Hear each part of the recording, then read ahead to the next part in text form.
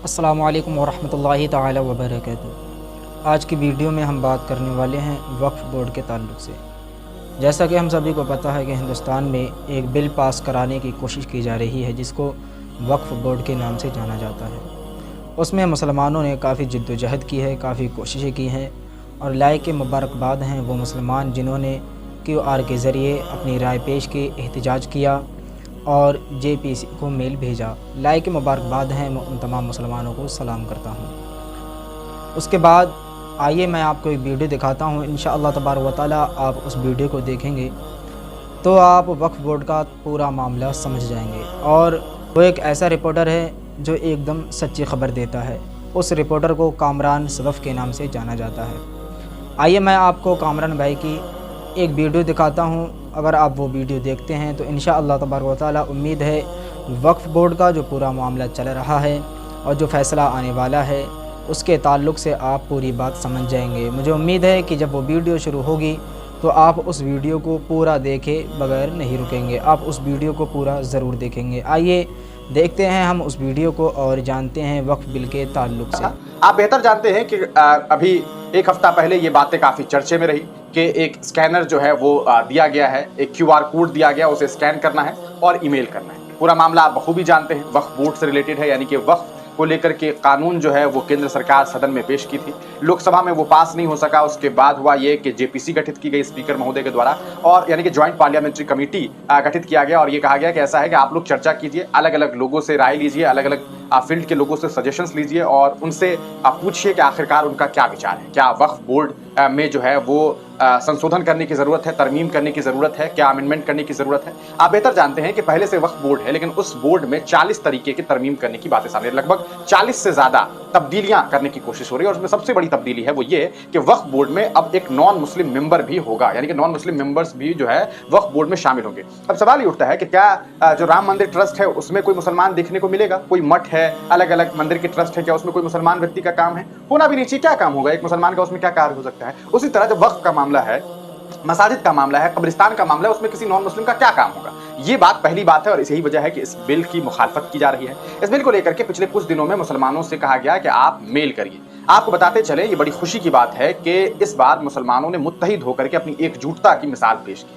1, 2, 4 लाख, 10 लाख, 20 लाख, 1 करोड़, 2 करोड़ नहीं बल्कि 5 करोड़ से ज्यादा मुसलमानों ने एक साथ मिल करके एकजुटता के साथ मेल करके JPC को ये बताया कि हम सीधे तौर पर वक्फ बिल की मजम्मत करते हैं, इसकी मुखालफत करते हैं। आपको बता दें कि इस तरह से मुसलमानों ने एक जिंदा कौम होने की जो है मिसाल पेश की, अपनी बेदारी जो है वो दिखाने का कार्य किया और ये वाकई बेहद जबरदस्त बात रही। आपको बता दें कि आज इस पूरे मामले पर 18 सितंबर, 19 सितंबर और 20 सितंबर को मीटिंग्स होनी है। यानी कि अगर इस बात को समझने की कोशिश की जाए, इस पूरे वक्फ को समझने की कोशिश की जाए, चूंकि ये JPC को पूरी जिम्मेदारी दी गई है इस पूरे मामले को लेकर के, तो JPC में 3 तारीख जो है वो काफी जो है वो महत्वपूर्ण, 18 तारीख यानी कि 18 सितंबर, एक 19 सितंबर और एक 20 सितंबर। 18 सितंबर यानी कि जो वक्त गुजर चुका है, आज के दिन यानी कि 18 सितंबर को जो है वो आपको बता दें हम कि जो मिनिस्ट्री ऑफ माइनॉरिटी यानी कि माइनॉरिटी विभाग जो है, आपको माइनॉरिटी अफेयर्स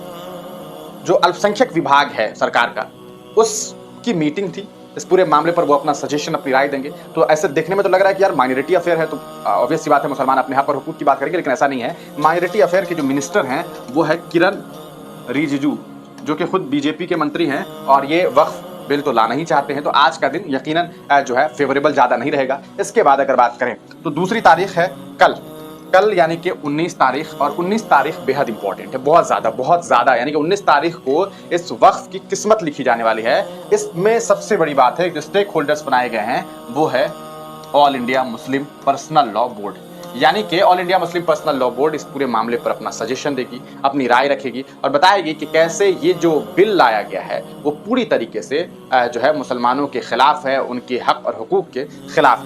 इसके अलावा आपको बता दें कि और भी बहुत सारे संगठन को, बहुत सारे NGOs को जो है वो इसमें स्टेक होल्डर बनाया गया है। All India Muslim personal law board के अलावा अगर हम बात करें तो एक है ऑल इंडिया सज्जाद नसी काउंसिल अजमेर। अब ऑल इंडिया सज्जाद नसी काउंसिल अजमेर जो है, इसमें अब आपस में ही लड़ाई है, यानी कि एक काउंसिल है, मान लीजिए एक NGO है, एक काउंसिल है, एक ऑफिस है और इसमें 2 फाट में लड़ाई चल रही है। एक अपने कुछ कह रहा है, कुछ कह रहा है, तो एक ये भी स्टेक होल्डर के तौर पर है, तो ये भी अपना सजेशन जो है वो जेपीसी के अध्यक्ष के पास रखेंगे।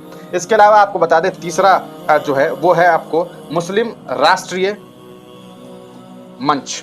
अब ये नाम सुनने में तो बड़ा अच्छा लग रहा है, मुस्लिम राष्ट्रीय मंच, लेकिन आपको बताएं ये मुस्लिम राष्ट्रीय मंच जो है वो आरएसएस का एक मुसलमानों वाला दल है, यानी कि ये पूरी तरीके से आरएसएस के मेंबर्स इसमें हैं। तो ये मुस्लिम राष्ट्रीय मंच जो है वो आरएसएस के ही लोग हैं, बस इनका नाम जो है वो उर्दू वाला है। तो इस वजह से ये भी जो है यकीनन तौर पर अगर समझा जाए तो इस बिल के खिलाफ ही अपनी बात रखने वाले हैं, अपनी दलील देने वाले हैं। इसके अलावा और भी कई सारे जो कहा सकता है संगठन है, उन्हें भी स्टेक होल्डर्स बनाया गया, तो वो लोग भी चर्चा करेंगे। इसके बाद आपको बता दें 20 तारीख वो भी काफ़ी अहम है, और 20 तारीख को इसमें जनरली जो एडवोकेट्स हैं, जो काफ़ी बड़े अधिकारी हैं, उन लोगों की मौजूदगी इसमें हो सकती है। और इसमें एक नाम जो काफ़ी चर्चित है वो है प्रोफेसर फैज़ान मुस्तफ़ा साहब, जो कि काफ़ी सीनियर कहा सकते हैं कि बहुत ज़बरदस्त स्पीकर, बहुत ज़बरदस्त प्रोफेसर, जो अपनी दलील से और एक बेहतरीन एडवोकेट, जिन्हें एडवोकेसी पता है, जो जानते हैं कि आखिरकार ये बिल कितना ख़तरनाक है, तो ये अपनी दलील रखेंगे और मुमकिन है कि ये जो है जेपीसी के सामने ये साबित कर पाएंगे कि ये जो बिल है वो कितना गलत है। इनके अलावा और भी कई दीगर लोग होंगे। तो सीधे तौर पर अगर ये बात कही जाए तो मुसलमानों ने चूंकि 5 करोड़ से ज़्यादा ईमेल्स भेजे हैं, तो ये एक मैसेज गया है कि 25 करोड़ की आबादी में से 5 करोड़ लोगों ने मैसेज कर दिया। ये बड़ी बात है, आप खुद समझ सकते हैं कि ये कितना परसेंटेज बन जाता है कि आपको लगभग 20% मुसलमानों ने ये कहा कि ऐसा है साहब कि हमें ये मंजूर नहीं है। तो ये एक मैसेज जाएगा। इसके अलावा आपको बता दें कि जेपीसी के जो लोग हैं और जो इसमें शामिल जो अलग अलग कह सकते हैं संगठन के लोग हैं, उन लोगों ने जो है एनडीए महागठबंधन के भी कुछ दल के नेताओं से मुलाकात की है। जैसे all India Muslim personal law board के कुछ मेंबरान को देखा गया कि बाज़ाब्ता उन लोगों ने जो है ऐसे लोगों से भी मुलाकात की है जिनसे सीधे तौर पर वो मदद लेंगे। ऐसा है कि ये बिल जो है वो पास नहीं होना चाहिए, जिनमें आप तमाम लोग जानते हैं कि बिहार के मुख्यमंत्री नीतीश कुमार भी जो हैं वो इस बिल के खिलाफ हो सकते हैं। इनके अलावा चंद्रबाबू नायडू भी इस बिल के खिलाफ हो सकते हैं, चिराग पासवान बिहार के इसके खिलाफ हो सकते हैं। तो एनडीए में भी जो है इस पूरे मामले पर समझौता जो है वो देखने को नहीं मिल रहा है। तो इस तरह से ये बात कही जा सकती है कि ये जो एकता मुसलमानों ने दिखाई है, इसका फ़ायदा जो है आने वाले वक्त में देखने को मिल सकता है।